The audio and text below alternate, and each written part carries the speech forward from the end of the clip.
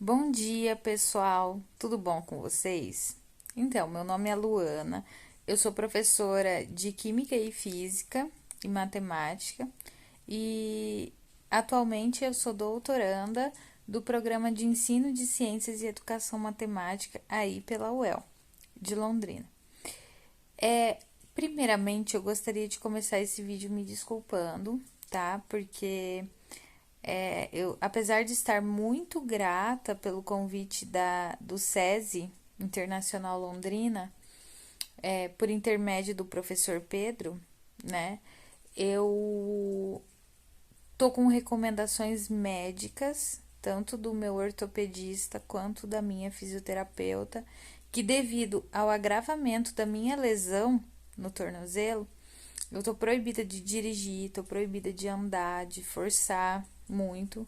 Então eu tô fazendo única e estritamente as minhas atividades necessárias. Então eu sinto muito mesmo não poder estar presente. Eu ainda gostaria de conhecer o espaço do SESI Internacional, do qual eu não conheço. E já de antemão, eu agradeço a toda a equipe por ter me convidado.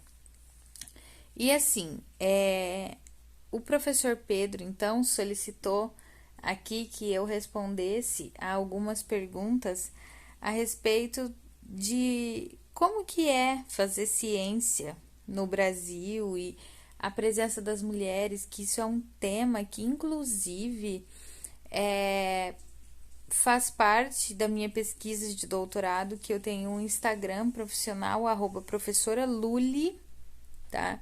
No qual eu destaco algumas pesquisas feitas por mulheres, quais foram os contextos dessa pesquisa e para mostrar que juntas nós somos mais fortes e podemos pesquisar e fazer a nossa parte, assim como qualquer outra pessoa, né? Então, assim, vamos lá. Como é ser cientista no Brasil? Sinceramente, essa é uma pergunta cuja resposta é sinônimo de batalha para mim. Você fazer pesquisa no Brasil, hoje em dia, você se depara com questões infinitamente burocráticas, corte de verbas muitas vezes, falta de incentivo e algumas precariedades em alguns locais de trabalho, tá? Falta de manutenção, mas, no entanto, é um trabalho muito gratificante, porque a comunidade científica no Brasil, ela vem se consolidando ao longo do tempo. Então, apesar de ter todas essas dificuldades, de encarar tudo isso de peito aberto, ser cientista no Brasil é um ato de resistência, acredito eu. Segunda pergunta: durante a infância, vocês já pensavam em ser o que são hoje? Bom, eu particularmente, eu sempre brinquei muito de ensinar. As minhas brincadeiras, eu lembro que na casa que eu morava, a parede era de concreto ainda, e eu tava. é, eu sempre rabiscava, sempre fazia as contas e desenhava e queria ensinar para os outros. E eu sempre dizia que eu queria ir para a lua. Tanto que esse desafio, essas coisas foram coisas tão latentes durante a minha infância que quando eu era criança eu ganhei um microscópio, eu ganhei um, um binóculo assim, e eu sempre gostava muito de ler. Aí a minha mãe, aos 12 anos, ela me deu um livro que se chama Os Grandes Experimentos Científicos.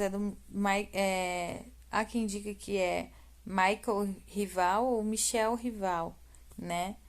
E esse livro tem uma dedicatória linda da minha mãe e eu usei muito nas minhas pesquisas de ensino de ciências atualmente. Então, talvez não numa trajetória tão linear como eu tenha seguido, mas sim, talvez eu já sonhasse em ser cientista. Vocês enfrentaram muitas dificuldades no começo da carreira? Putz, e como?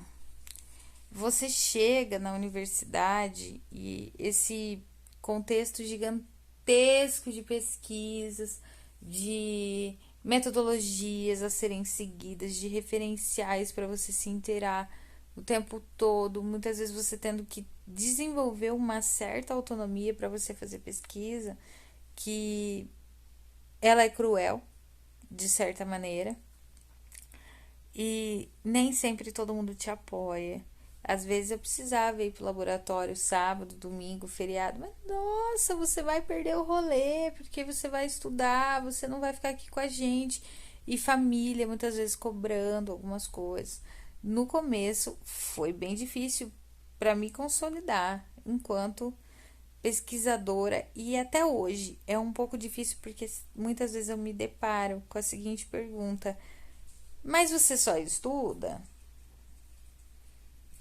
Então, quer dizer, o ato de estudar, de pesquisar, muitas vezes ele é visto como um ato de só simplesmente fazer isso, quando na verdade tem uma complexidade imensa nisso, né?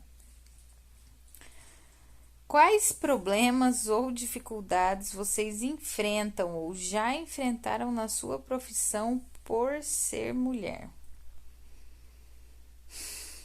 Olha, eu já trabalhei em uma escola, tá? Que. Ah, não! Matemática não é para mulher, não. Nossa, física, então. Acha, mas sério que você sabe dar aula disso aí? E tipo, a minha pós-graduação, né? Tô nessa área já há algum tempo, fiz licenciatura, então quer dizer, já ouvi, por exemplo, a gente ter que carregar amostras, essas coisas assim, e dizerem: ah, você não tem força, eu já ouvi alguns comentários nesse sentido, e acho que num contexto geral, essas são pequenas, as dificuldades são muito mais, eu acho que num sentido social, de você ter que também, né, de você explicar, de você dizer para os outros que não é só você fazer isso. Uma dificuldade real, assim, que eu passei na minha profissão, eu lembrei disso agora, né? Foi um lugar que eu não fui bem aceita para fazer uma determinada pesquisa aí, e mediante uma polarização política muito grande que teve alguns anos atrás, eu saí daquele ambiente assim, com meu Deus, eu tô dentro de um lugar que forma, que é cheio de pesquisadores criando caso para eu não fazer minha pesquisa. E isso, mas não necessariamente tinha a ver com ser mulher, né? Só que, no entanto, eu percebia que mulheres, no contexto em que eu estava vivendo, também sofriam algumas retaliações, tá? Naquela época. Por que vocês acham que as mulheres sofrem tantos preconceitos no meio científico STEM? Primeira coisa, a construção social nos traz assim a ideia de que, por exemplo, grandes nomes, Dalton, estou dizendo na química, por exemplo, Dalton, Thomson, Rutherford, Bohr. É muito recente o fato de a gente ter ouvido a Marie Curie, a Rosalind Franklin. São nomes muito recentes de um ponto de vista de uma era científica. Então, esse trabalho foi sendo visto como: não, isso é um trabalho de homem. Essa é a principal dificuldade. É alguma coisa muito cientificista. Desculpa, errei o termo. Alguma coisa muito científica. Ela é vista com os olhos masculinos ainda. Eu tenho me desconstruído certas coisas. Quando eu vou ler um artigo, a gente referencia pelo sobrenome. E daí muitas vezes a gente fala, o que ele quis dizer? Mas pera, ele quem? Se o autor é uma mulher. Então, assim, nós temos esse trabalho árduo de desconstrução diária para que esse tipo de preconceito que as, houvesse de repente uma sobreposição do trabalho do homem em relação à mulher, há quem diga que as mulheres tiveram grande participação em cálculos, enfim, mas sempre o trabalho tinha que ser assinado por um homem, senão não seria bem visto perante a sociedade. Vocês sofreram algum preconceito por ser mulher durante a faculdade, por cursar o seu curso? Não. Na minha faculdade, não. Inclusive, isso foi motivo de pauta nos períodos finais e é um contexto que eu venho que eu pude reparar nas duas graduações, né? Porque eu fiz licenciatura em Química pela UTF-PR de Apucarana e eu estou atualmente fazendo Física na Federal do Paraná, campus de Jandaia do Sul. E assim, majoritariamente, o nosso público foram mulheres ao longo do curso. Poucos homens foram formados. A gente até brincava que... A gente brincava mesmo, se, os homens não dão conta de um trabalho tão árduo que é ser professor. Mas é uma brincadeira, tá? Entre nós, assim, e porque ser mulher é você enfrentar muitas coisas que com uma grandeza de espírito gigantesca e a gente brincava com isso, tá? Então não, eu não sofri preconceito por escolher o meu curso. Como vocês se interessaram pelas áreas em que trabalham? Já sofreram alguma discriminação? Qual? Bom, eu tenho pai dentista e mãe farmacêutica. Eu sempre me interessei por como fazer um remédio ou como consertar um dente, como que faz, enfim, grande parte do meu incentivo pela ciência vem da minha família, tá? Não sofri. Olha, o tipo de discriminação que eu sofri teve um pouco a ver com rivalidades, mas não por escolher esse curso, mas eu já sempre ouvi dizer, nossa, mas você é química, você faz química ou você faz física, então você é doida por lidar com conta, mas esse tipo de repertório. Quais os projetos Quais os projetos que você participa ou desenvolve? Atualmente, eu tenho meu projeto de doutorado que está em andamento, que é justamente ter um meio de divulgação científica para que as pessoas possam ter conhecimento do que é pesquisar ou do que é ser pesquisadora, tá? Atualmente, creio que seja isso, porque outras atividades eu desenvolvo paralelamente. Você acredita que as mulheres estão tendo mais reconhecimentos em áreas científicas? Em comparação até quando eu entrei, sim. Eu acredito que nós estamos conquistando esse espaço.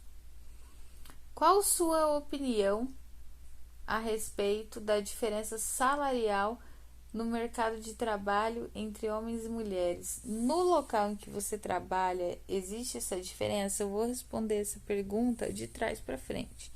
No lugar que eu trabalho, em escola, não tem essa diferença salarial. Realmente não tem.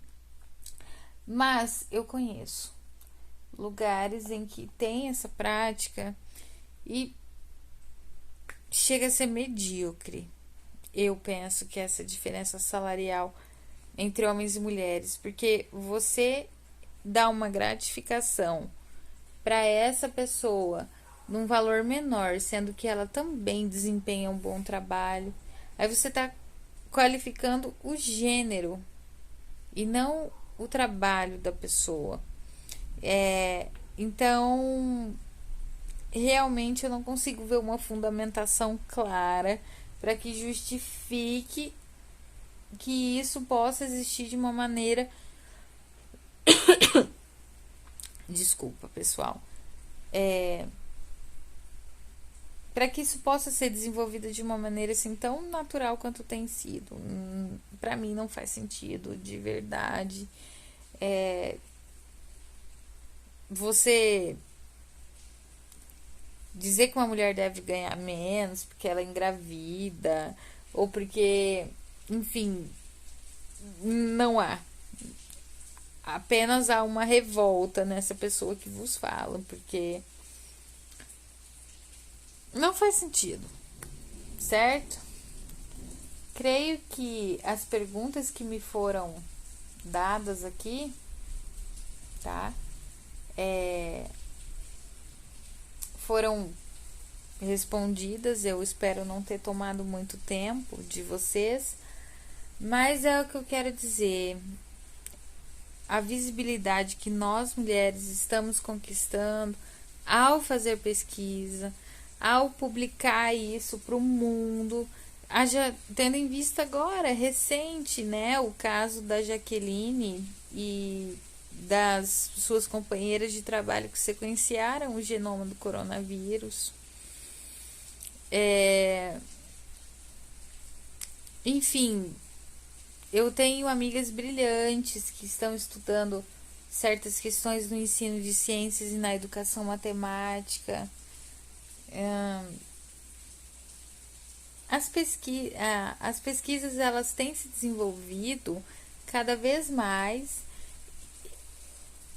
mesmo que com um investimento baixo, mesmo que com falta de interesse da parte governamental, mas é necessário dizer que existem muitas mulheres trabalhando para que isso aconteça e é assim que nós vamos continuar.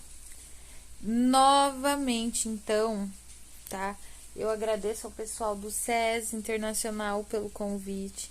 Eu peço 1000 desculpas por não poder estar aí presencialmente. Realmente foi uma recomendação médica ortopédica, não é o coronavírus. E agradeço muito pela oportunidade de repente estar contribuindo. O professor Pedro tem as minhas redes sociais pessoal e profissional.